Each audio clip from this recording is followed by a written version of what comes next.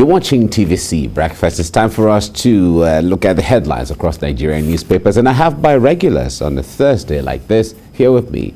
From the University of Lagos, Dr. Ekere, a lecturer at the university, is here to join us. Dr. Ekere, good morning. Thank you. Good to see you. Yeah, it's good to be here. Right.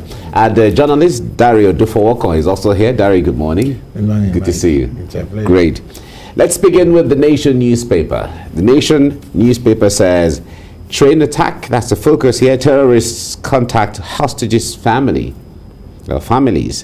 Sober mood at bank over MD's abduction. Remember that the Bank of Agriculture MD is still missing from that incident. They used buses to take away victims, says a survivor. Amechi is saying that we need 8 billion naira to replace 4 coaches. And there are 2-kilometer rail tracks destroyed, and helicopters, drones to shadow the trains. All right, governors are saying that violent attacks threaten our capacity to lead. That's what the Nation newspaper has. Let's keep it one side. Nigerian Tribune is next, and it says Abuja Kaduna train attack. Youths donate blood. Terrorists contact families.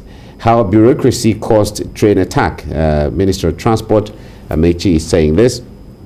And the attack questions our collective ability to govern. Governors are saying this. Representative blast service chiefs over failure to honor invitation. The federal government must prosecute indicted 1,200 terror sponsors. Suspects now. Femi Falana is saying this. All right. Recall that the federal government came up to tell Nigerians that they had discovered over 400, people who sponsor terrorism in Nigeria. We're still waiting. Daily Sun, Kaduna train attack is the focus here. 18 armed escorts aboard, says NRC, as the Nigerian Railway Corporation. Regular attacks question leaders' capacity to govern, as the governors are saying this. 18 armed escorts were aboard that train. That's what they're revealing to us right now. From there, let's go to Daily Trust. Abuja Kaduna train bombing is still the focus here. Security forces failed to act despite intelligence on planned attack. How terrorists, bandits collaborated to lay siege. NRC ignores request to cancel night ride over security concerns. All right, this is on Daily Trust. Punch newspaper, train attack is still the focus. Rufai carpets military. ACF laments, that's Arewa Consultative Forum. Defense headquarters fails to deploy to Kano in Northwest. Says bandits territory known to troops should be declared war zone. Nigerian Air Force to escort passenger trains with jets, says Amechi. Reps fume as service chiefs minister failed to appear before panel. Okay. All right. Nigerian Air Force to escort passenger trains with jets. The minister said that. Okay. Leadership newspaper. Kaduna train attack. We have failed. Governors apologize to victims. Say attack questions their capacity to govern. Bandits contact families of kidnapped victims. Kill 9 security operatives in Niger. Daily Times is next. Kaduna train attack is the focus here. Questions our collective ability to govern. Nigeria Governors Forum wants immediate installation of necessary safeguards to forestall future acts of banditry on rail tracks, roads, and others. Daily Times is having that. Now let's go to Vanguard newspaper. Kaduna train attack questions our capacity to govern. The governors are reiterating this, and it's on the front page of several of the papers right now.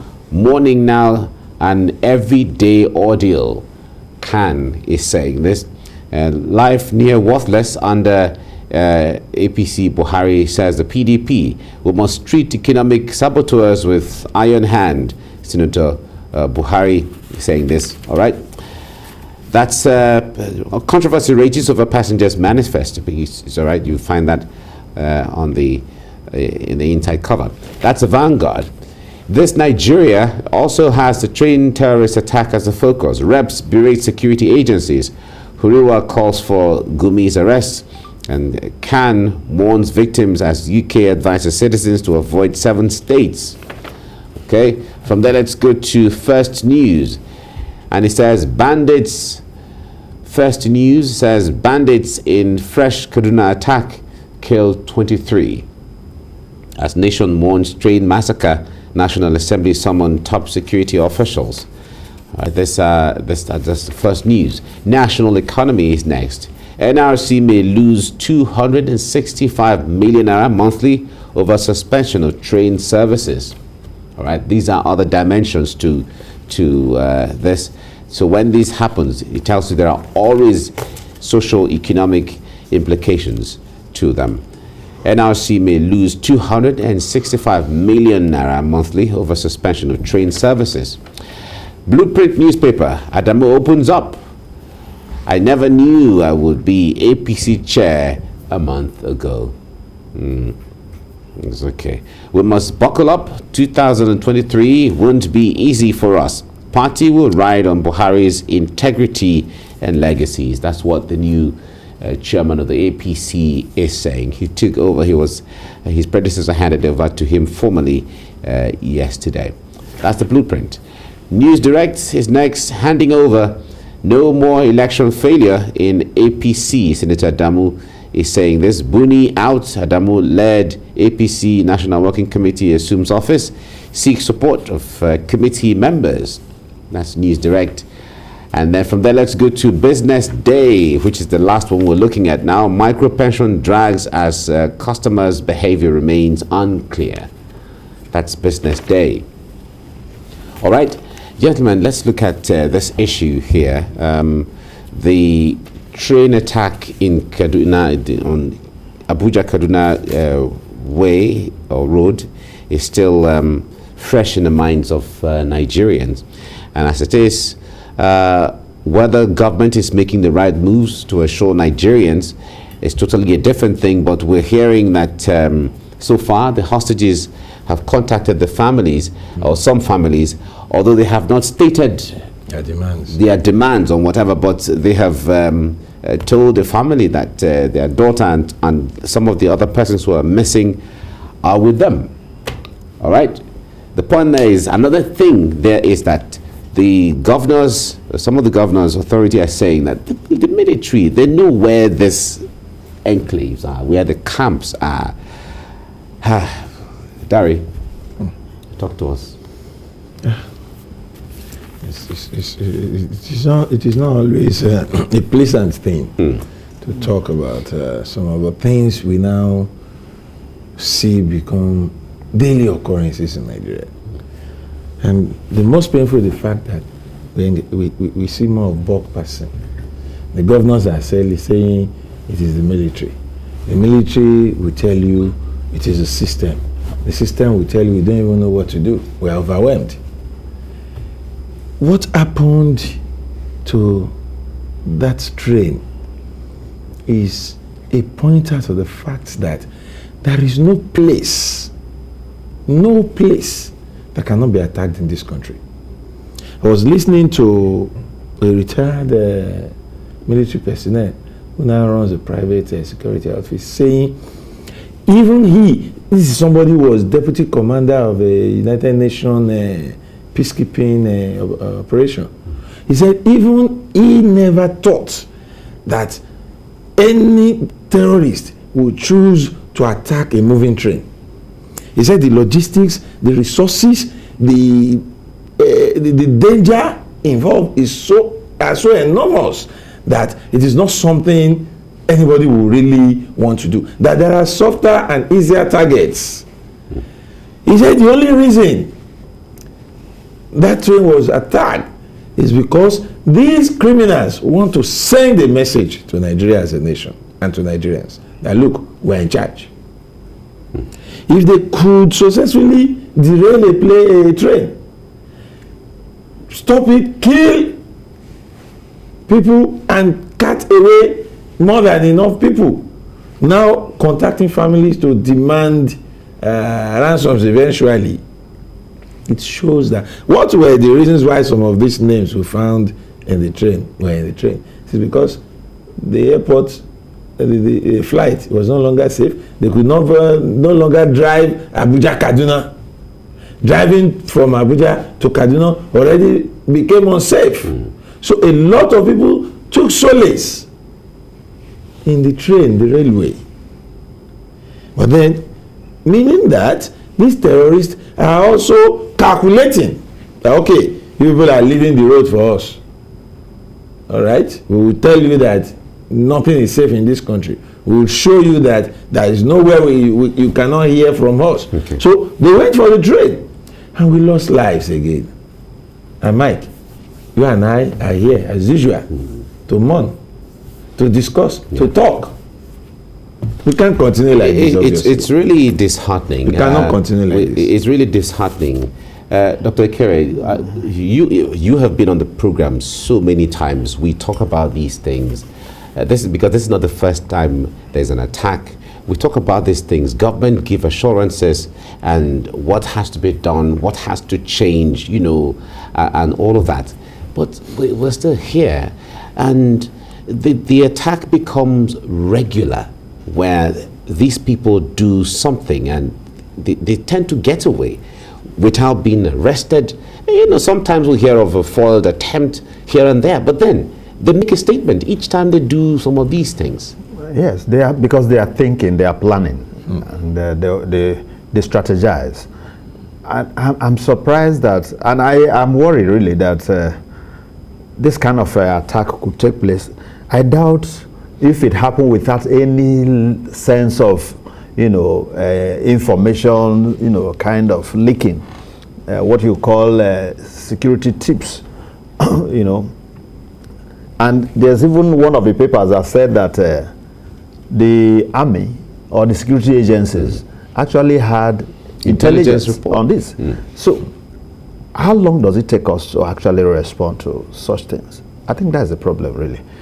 Or is it that we don't trust the agency that is in charge of all this, that gives us the information? Because if you have this kind of a thing, by now we should know that the train, particularly on that route, is like the plane. It carries the, what do you call it? Very important people. I say very important in terms of the offices they occupy, because they are running away from the planes because of fear of leaving the airports and driving along the road and the rest of it. Now they felt the train is safer. The next thing is that you say, okay, Air Force will be monitoring or escorting. Air Force jets will be. How many times is that going to be? So is that the only road where you have challenges? Is Air Force jets equally going to monitor all the other routes? I think we should be more strategic in our approach to the security issues. Along that stretch, there should be, special arrangements where security operatives will be on guard. Otherwise, if you think this is the worst, you might just be surprised later, because the terrorists are always thinking, they are always planning, they are always out to surprise the public, and they want to embarrass the government. And if by now we were told that some persons were actually identified as sponsors of terrorism, and it has taken us this long, what is the guarantee that they will not be sponsoring more?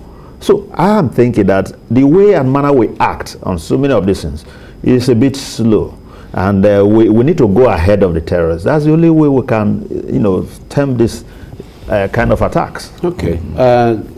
We also we hear that there'll be the engagement of locals and villagers around the routes there to give them the responsibility of helping to keep an eye and be informants or agents telling government what's going on. Well, we expected that things like this should have happened even long before now.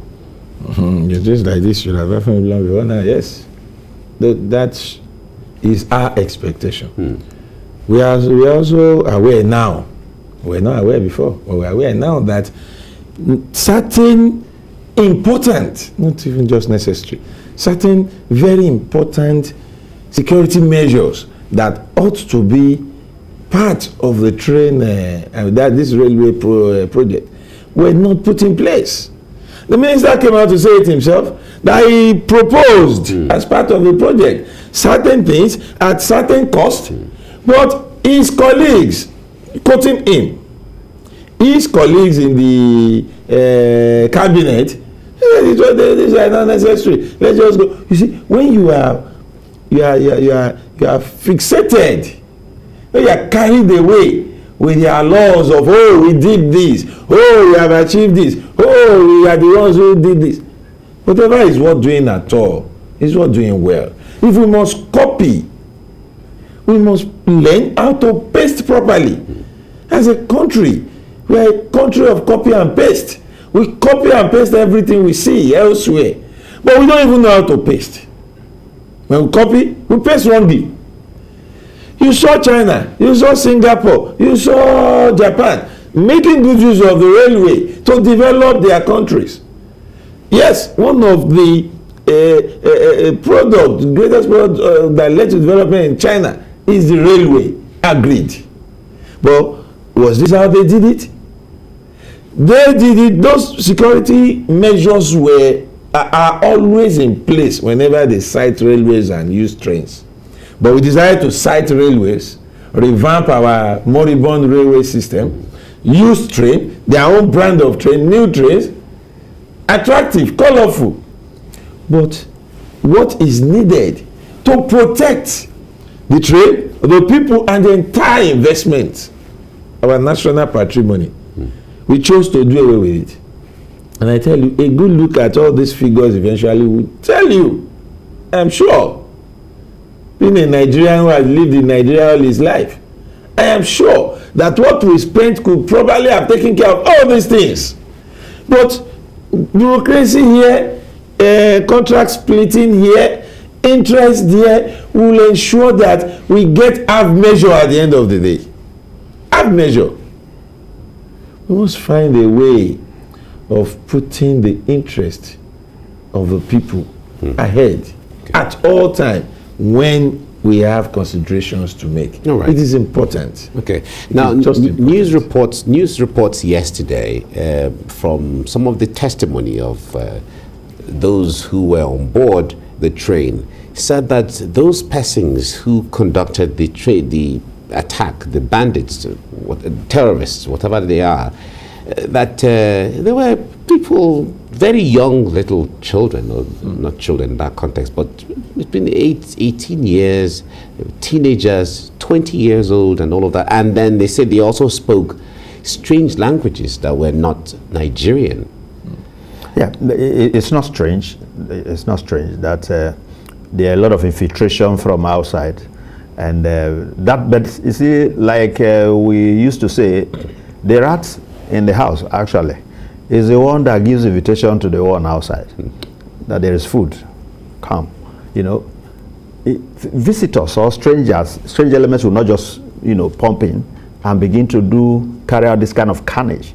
You know, there must have been some what you call local, you know, assistance. Some locals would have been part of it. Perhaps maybe those ones are the most strategic ones who eventually carried out the whatever. But how did they get to know the whole of our terrain? So there must be people who are familiar with the area. And again, we were told that they took these people away in buses, meaning that they've passed through roads, because those buses couldn't have been on the rail. You know, so now the challenge is, how long does it take for security, you know, to advance some kind of protection where there is a distress? Because these guys, just like the Chibok guys and the rest, they drive several kilometers with vehicles, you know, and the vehicles are such that they are more than one, more like convoys. How do you get this kind of thing through a community and nobody says anything, nobody knows, nobody suspects anything? So it's a huge challenge. Whether they spoke in different languages or not, it's not really the issue. If we had put our house in order and we were able to actually man the terrain, these things are things that should not be spoken of.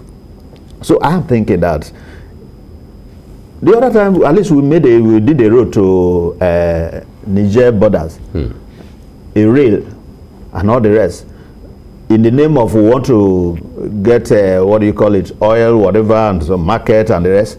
Now we did all of that, leaving the ones that are really more crucial. And in some cases, what you get from those areas are elements of this kind. You know, people who just want to, you know, key into the situation and do some form of damage, and they end up get away with it. So I'm thinking that, yes, The security agencies have been doing a lot, but I think they can do more. They should be on top of the situation. They should be ahead of their game. Because a situation whereby the terrorists are ahead, they all will be doing is reacting. I think it doesn't all go well for us. We should be the ones who are proactive. We should nip things in the bud before they even act, so that this kind of persons that we are talking about should be, where they ought to be. That is the only way we will have some measure of peace in the area. All right. The chairman of the Nigerian Governors Forum, in part of his reaction, said that this regular attacks questions the capacity of leadership. How pivotal is that? He just said the obvious, and he was even was mad. If it is about questioning capacity, this is a vote of no confidence. These are developments that will make leaders in other parts of the world resign and say, look, it appears we are not on top of the situation. Let's leave the stage for others who can we have others come and do this? We see it happen in other places. But it's a good thing that coming from the Governors Forum, they are admitting the fact that we need to check, we need to look, we need to question their capacity to put the right food in the right places. For how long are we going to be talking? This thing is escalating. It started as some form of grievances in a little part of Borno State, just one state. It escalated into a full-blown mutiny by angry Nigerians who took up criminalities and became Boko Haram. Before we knew it, we had issues in the west, kidnappers in the north central, and criminals all over the country. Today, Nigeria is a place where people sit down and plan to bomb and derail and attack a train. I was hearing of that in some far away places. Mike, it has come home to us. It has come home to us. Nobody expected that this could ever happen in Nigeria. Many years ago, no one would imagine this. But we just hope that the expectation of Nigerians is that government goes to work, goes back to the drawing board and nip this. The emphasis should not be on, we've done projects. We should focus seriously on the human person. Exactly. Yes. At the end of the day, it's humans that enjoy all of these. Exactly. Thank you very much, Dr. Ekere, for coming on the program. So it was a pleasure. Thank you. And Dario Odufowokan, thank you so much for coming. Always, man. Thank you. Right.